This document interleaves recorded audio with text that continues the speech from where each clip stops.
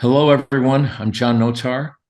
I'm a 40-year industry veteran, one of the founding members of SPM. I'm currently a instructor, product line management class, and I'm part of a panel tonight here to talk to you about the mentee mentor training panel.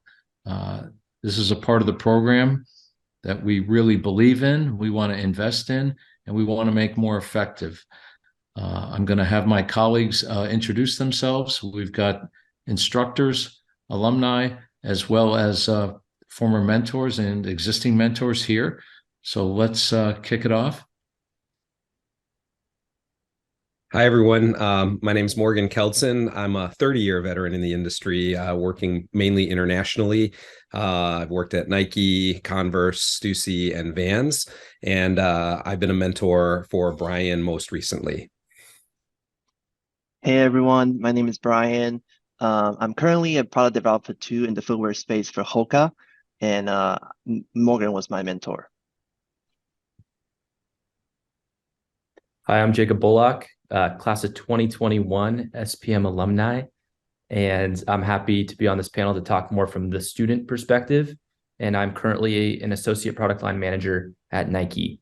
And I will pass it to EBJ, who is right here on my screen. You're down here on my screen. Hey everyone, my name is Elizabeth Bruck Jones. I teach the product development class in the program. I am currently in my 9th year at Nike. I'm currently the Kids Innovation Director, and I am also a mentor in this program. And I'm going to pass it to Michelle. Excellent. Thanks, EBJ. Michelle Aubrey. I am the Vice President of International Distributors at Columbia Sportswear Company. Hold many jobs, General Manager merch, many jobs internationally. Morgan and I's career is similar, but I don't need to age myself. I've been with the program about 6 years and on the board as well as mentoring many students. So, John, back to you. Terrific. There are three big themes of the mentorship program that we want to review. The first being the benefits to the students, the mentors of the relationship they have. We're going to kick it off with Jacob, really kind of just touching on, maybe to step back, what were some of the main reasons why you joined SPM? Yeah, I think SPM sells itself really well, obviously, in a few areas. Obviously, there's a world-class curriculum that students get coming into this program, and that was at the forefront of my mind when I was making that decision whether to go to the program or not to go. I think, obviously, one of kind of the underdog selling points of the program, though, is really the networking aspect. Being based in Portland, and obviously Portland being kind of a hub of a lot of the industry, both sporting goods and outdoor, is crucial for this program to succeed. And being in Portland is so easy to have that accessibility to the industry and people beyond just Portland too, whether they've been here or they travel here for work. Knowing that I was going to come into a program that had that access for me to tap into, to drive out to the Nike campus or go out to Columbia or go to Keen Footwear. There were so many different possibilities and people I could tap into just by being an SPM student. So again, world-class curriculum, obviously big selling point, fantastic travel, but that networking element was so crucial for me. And it's so easy to look back on it now thinking that, oh, I really took my networking, I took advantage of the networking aspect. But yeah, I think coming in, I hope a lot of students have this thought process too, but just knowing that during those 18 months, you're going to take advantage of that networking opportunity to the fullest of its effect. Because when you're a student, it's super easy to get into those conversations and get those informationals.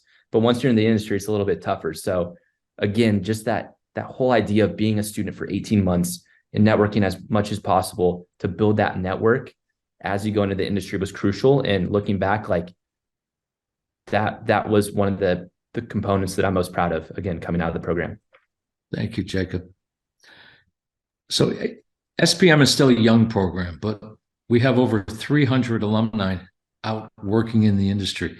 EBJ, can you touch on, what graduates of the program are capable of? Yeah, so this one we kind of want to direct towards the mentors so that you are you fully understand what these students are capable of when they come out of this program. So during this 18-month or 24 months, depending on whether it's the on-site or online program, these students are learning everything from brief to box. So they are learning footwear, apparel, and equipment, and their skill sets as they come out include things like consumer insights, marketplace analysis, product development, costing, wear testing, supply chain, logistics, demand planning, you name it, they're learning all of it. The second thing I want to talk about is the students walk out of this program and are actually an immediate asset into the industry. They need minimal training because they got hands-on training in this program with industry experts and real life examples as their like curriculum. And then the third thing is, I talked about it a little bit, but the hands-on experience. So they are actually bringing a product to life. That is the biggest outcome of this program, is that over the course of 18 or 24 months, they are taking an idea and bringing it to life by talking to consumers, they're talking to athletes, they're talking to factory partners. I don't know what other program you can say that actually brings a product to life in that way. Thank you. That's great. We're going to turn to Bryan. Bryan, what was your mentor's career advice that was really most helpful to you? Yeah, I can think of two. So throughout the times we had together, Morgan has given me a lot of very useful advice. And among them, there's one that popped out, which is, you never know what to expect, but you must be ready when opportunity presents itself. This one might sound a little bit cliche, but actually it turned out to be very true when I first entered the industry and I was going through the job hunting process. And then another one I kind of also want to touch on is the importance of utilizing your networking tools. So this is something whether it's maintaining an Excel sheet of network contacts you talk to, or also maintaining activities on your LinkedIn account, this is something me and Morgan talk about constantly. And Jacob also mentioned the importance of it. So I just want to kind of touch on that one more time here. Thank you. Let's go to Morgan. Morgan, anything from Bryan or anything you took away from your relationship?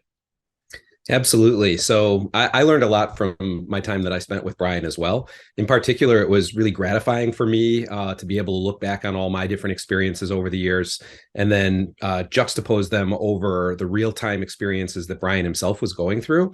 And as he mentioned, really leveraging my network in order to make introductions of my connections to Bryan in order to help support his curiosity, the paths that he was looking for, just make some connections.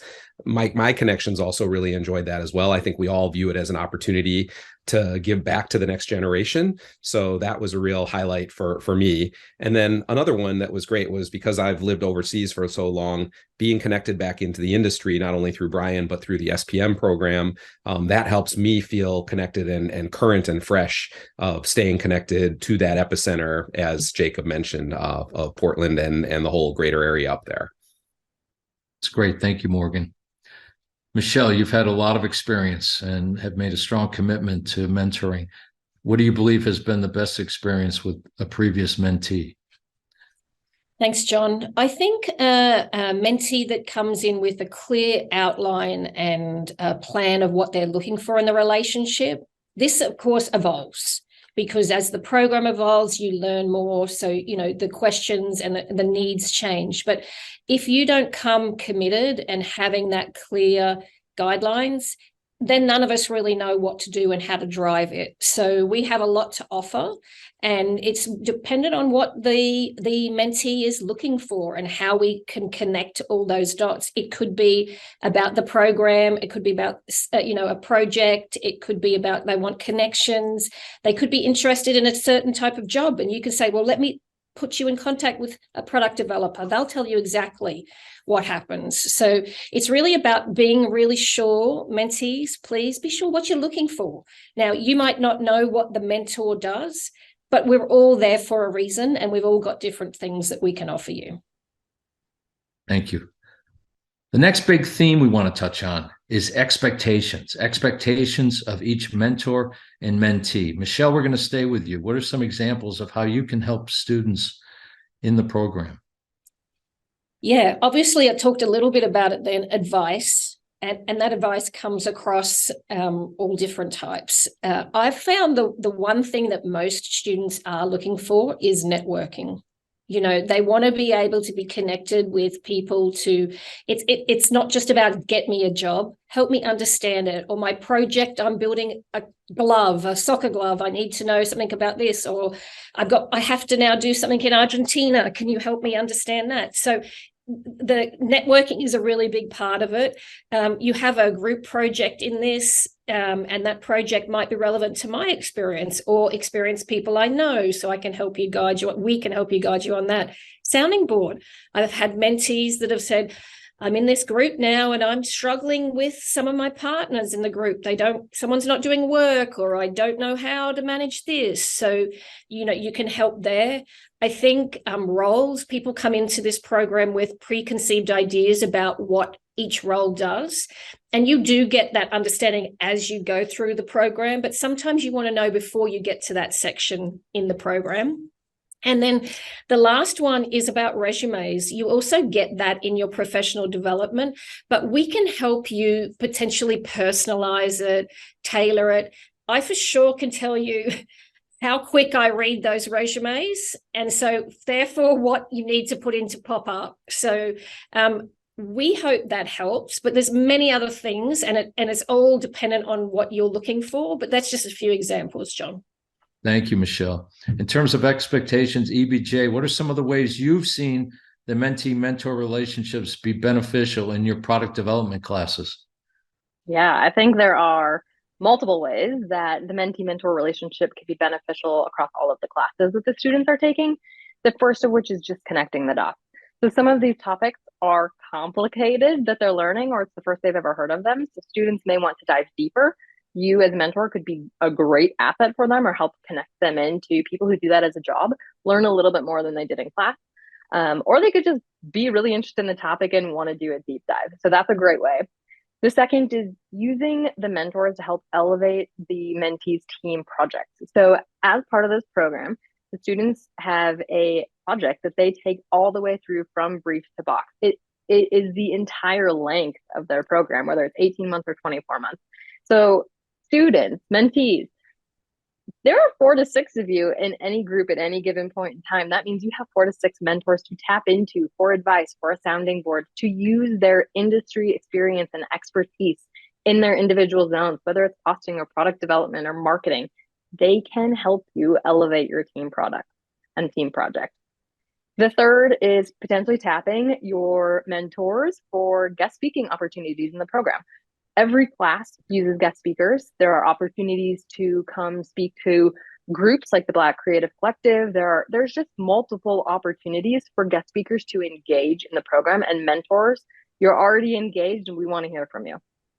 And then the fourth and final one, Michelle touched on this a little bit as well, but I want to double down on it, and that's professional development. So you have a professional development class, but the benefit of getting a little bit of professional development from your mentor is that you're getting a little bit more personalized feedback because they know you. They're going through this whole program with you. You have a long-standing relationship with them. So even though you have a class, I'm asking you to utilize your mentor for things like resume advice, interview prep, networking advice. Use them to help your professional development experience. Thank you. It's great. Bryan, this one's going to go to you. As a new student coming into the program, you've got a lot to navigate. Some students may not know how the most effective way to engage with a mentor. Why don't you maybe share what you needed from your mentor in terms of assistance, advice, guidance? Did this happen right away or at some point down the road? Yeah, absolutely. So in my case, for both me and Morgan, not only do we have full-time work duties that we have to perform, there's other responsibilities. Also, there's a time difference I needed to take into consideration when I was scheduling our one-on-one meetings. So therefore, with all of those in mind, I always try to make sure we make the most of our time together. So for example, I will send out a brief agenda email prior to our scheduled meetings. I will also be proactive and checking regularly with Morgan. And when I prepare my agenda, I categorize them into different topics ranging from current events to stories, experiences I want to hear from Morgan, or networking requests, to even assistance with job hunting, or maybe just reviewing something that I wanted to say in an interviews. And so on the meeting day, I will actually prepare a very short brief PowerPoint presentation just to outline the topic so we can make sure we cover everything that I want to talk about with him. And in terms of, did this happen right away for me or sometime down the road? Luckily for me, we clicked right away, and the progression of our meetings evolved from more stories and getting to know one another to helping me kind of transition my career from a different industry into the sports product industry. And so I was very lucky in that Morgan took interest in me and was able to kind of help me jumpstart our relationship right away. Yeah. I might jump in, John, if that's okay. Bryan, no doubt the reason that you got a wonderful job straight away was your hands-on proactive part of how you managed this. I would say if I had mentees that did the same thing, we would probably get a lot more from the relationships. So I just want to give you kudos, Bryan, but also say to the mentees that this is what we expect in a work environment. So this is what we'd expect you to do in this environment. You get much more when you plan and you allow the other person to be aware before the session starts. So congratulations, Bryan. Good on you, Morgan, for getting a wonderful mentee, and good advice for everyone out there. Thanks. Thank you both. The last big theme we're going to touch on is rules of engagement for the mentorship program. Bryan, we're going to stay with you. How regularly did you check in with your mentor? Tell us about the first time you met and what that experience was like.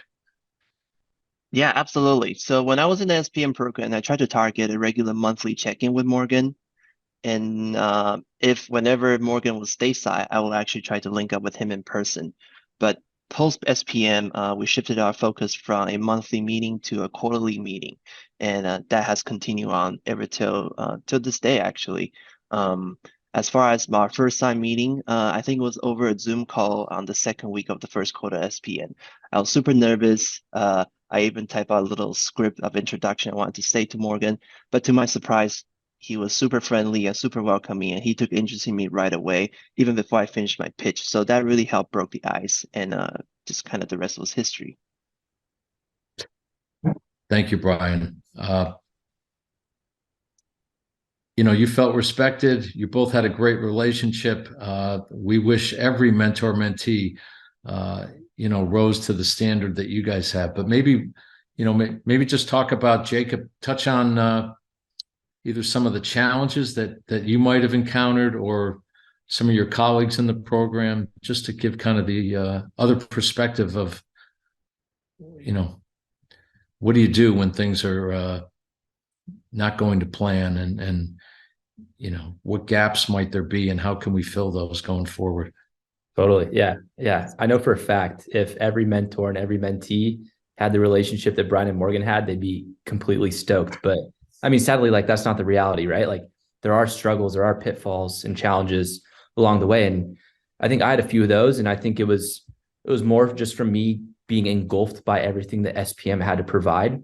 There are so many great things about the program, but you kind of get in this rhythm where you're focused on your team project, you're focused on doing well in your classes, you're focused on applying to internships, applying to jobs, that a lot of times, at least for me too, along the way, in parts of the way, I kind of forgot about my mentor relationship. So for me, and I know for a lot of other people, that lack of consistency can be a big pitfall. So where Bryan had that monthly cadence of getting on Morgan's calendar, I would maybe go sometimes 3 or 4 months without talking to my mentor or going to coffee or hopping on a Zoom. And oddly enough, it almost kind of felt like a reset every time I went that long without getting in touch with my mentor. So you're taking half that time to be oh, how are things?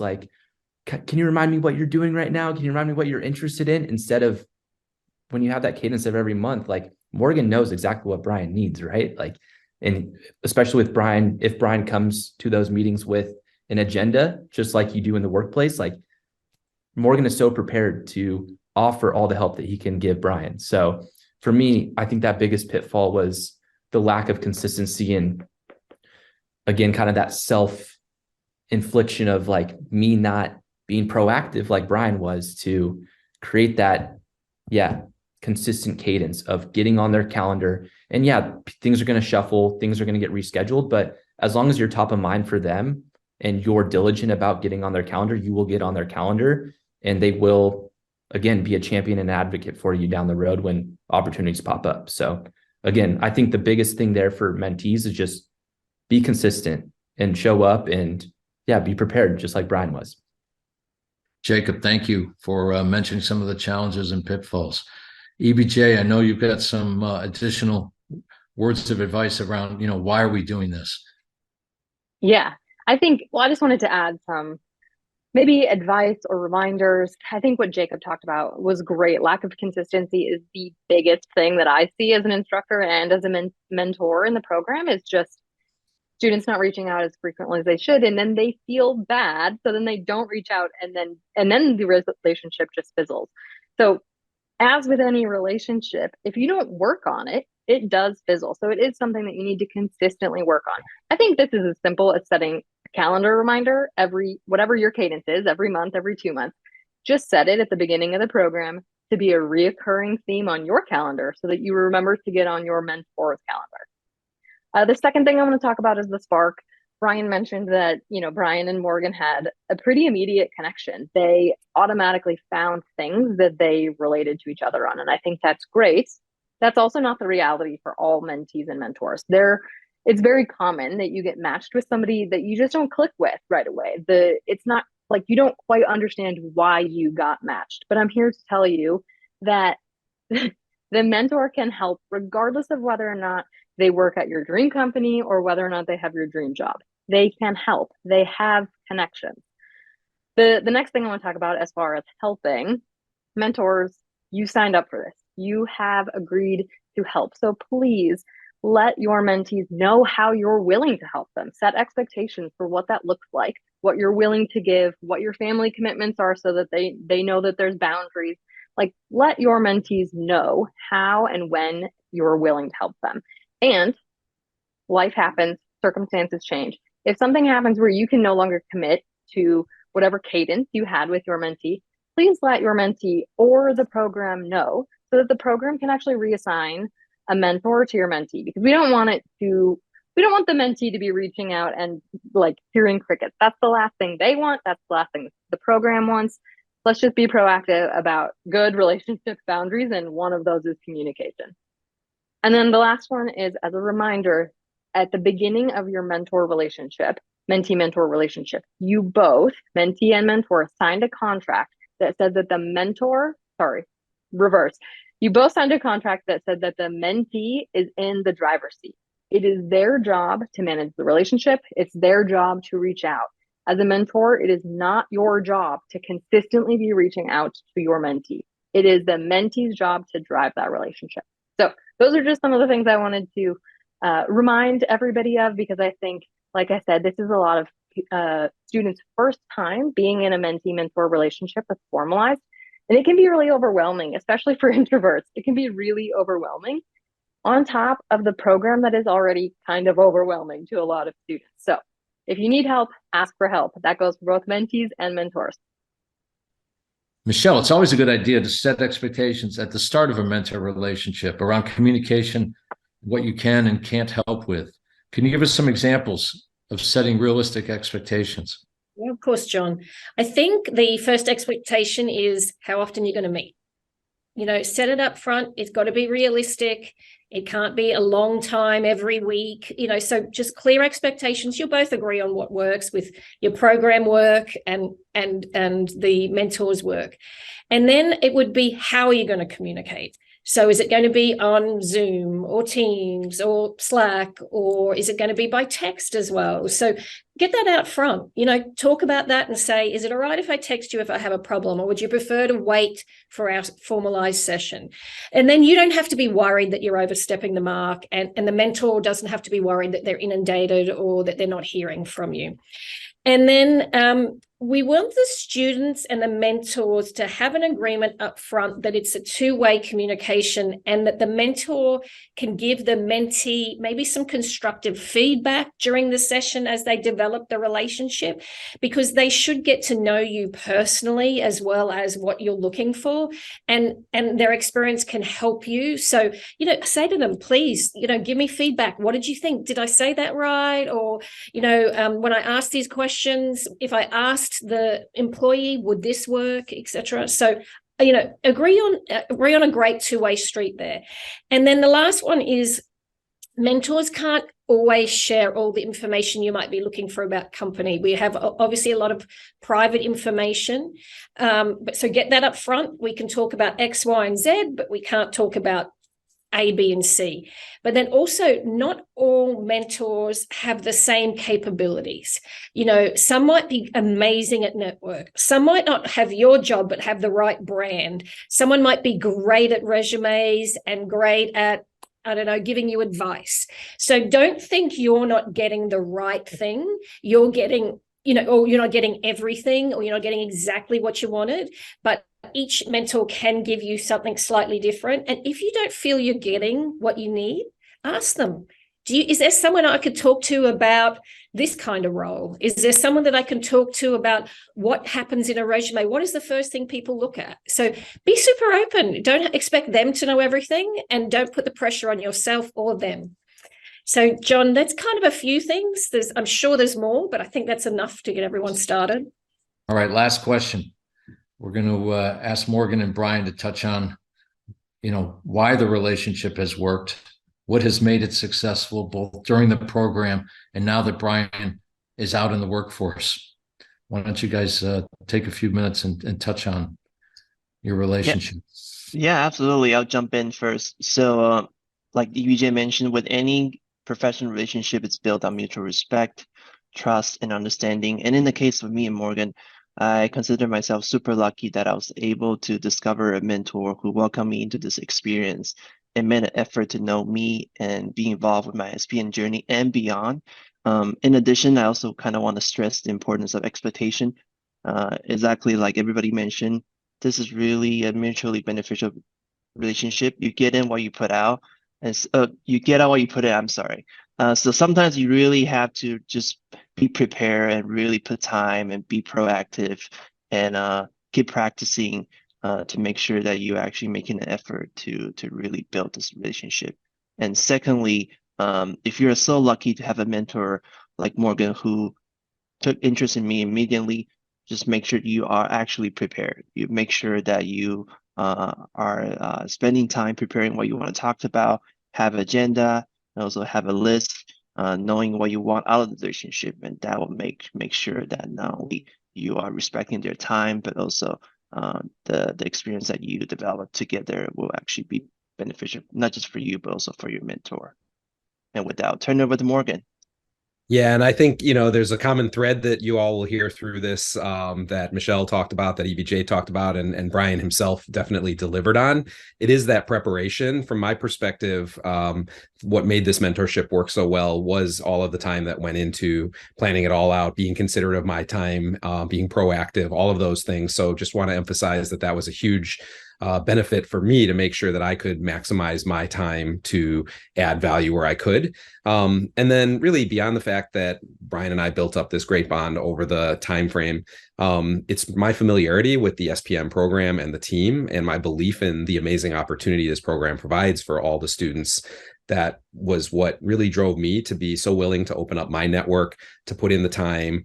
And, now what's super exciting about this is that Bryan's actually out in the field. He's now one more friend in my global network. And I think that's one of the real benefits for the mentors as well, is you're just expanding your network. And in my case, as I said, being connected back in through this program has been a huge benefit for me. So I've put in the time and you'll get out great results. Terrific. Thank you, Bryan and Morgan. And just to recap, what we've covered in our video here is 3 big themes for the mentorship program: benefits, expectations, and rules of engagement. We believe that when this mentor-mentee relationship is highly effective, it has tremendous value for both parties. We've provided some great tools for you tonight, and we really want to hope that you can maximize the opportunity going forward. So I really want to thank everybody who participated, and we wish you the best of luck. Thank you.